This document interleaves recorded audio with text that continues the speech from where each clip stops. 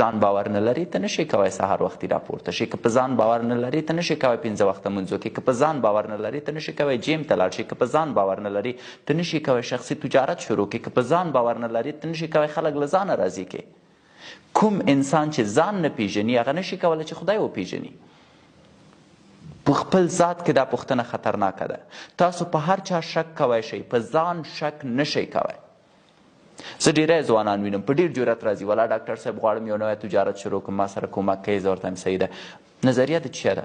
ډېره ښکلې نظریه به وي، اما زه ورته وایم 2 روپو نظریه نه ده. رښتیا ښه صحیح ده ډاکټر صاحب، دا به پرېږدو. که ته په ځان باور ونه لري او بل انسان چې په ځان باور لري هغه سره مخ شي، هغه یوازې تا نه استفاده کوي. ته نشي کولی د چا نه استفاده وکړي، ته نشي کولی خپل ژوند جوړ کړي.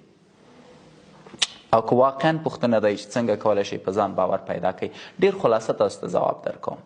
هر هغه کار وکئ چې تاسو پکې آرامه نه یاست.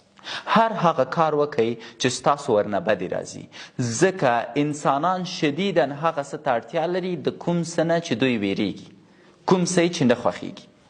زما یو ملګری دی، ولا د ما معاش تر ټولو کم دی. ما ورته ویلې ته لاړ شه د خپل رئیس سره وغږېږه، ورته وایه چې په ما ظلم دی، ما تر ټولو ډېر کار کړی، معاش مې تر ټولو ډېر کم دی. وویلې ولا اوس رئیس ته تګ، بیا دروازه ټک ټک، هغه سره څنګه وغږېږم، ډارېږم، نشم کوی، تیر به شو تی. کوم شی چې ستا بدې راځي وروره، که ته هغه ترسره کړې په ژوند کې کامیابېږې. سهار وختي پورته کېدل دې بدې راځي، راپورته شه. د چا تمرین کول خوښېږي؟ د چا خوښېږي سهار وختي راپورته شي؟ د چا خوښېږي چې په ساړو کې په یخو اوبو ولامبي؟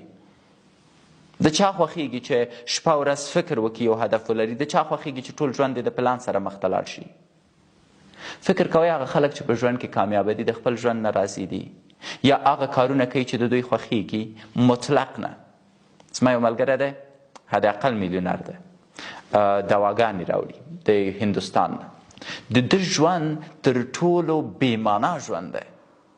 سهار 4 بجې راپورته کیږي، شپې 11 بجې کور ته ځي، یوه شیبه بېکاره نه دی. فلانکي سره خبرې وکړه، دوا چیرته ده، په ګمرکاتو کې خو چا نیولې نه ده، کوم ځای کې خو ستونزه نه ده پیدا شوې، تاریخ خو یې تېر شوی نه دی، د ډالرو قیمت څنګه شو، هغه فلانکی نفر خو به تښتېدلی نه وي، جواز پسې لاړ شه، ټول جنجال دی. هر څوک راځي، والا وګوره د حاجي فلانکي څه ښایسته ژوند دی، میلیونر دی، څومره پیسې لري، فلانکی ځای جوړ که، فلانکي موټر کې ګرځي. اما هیڅوک په دې اړه فکر نه کوي چې څومره زحمات یې وایسته تر څو دې حد ته راورسېده.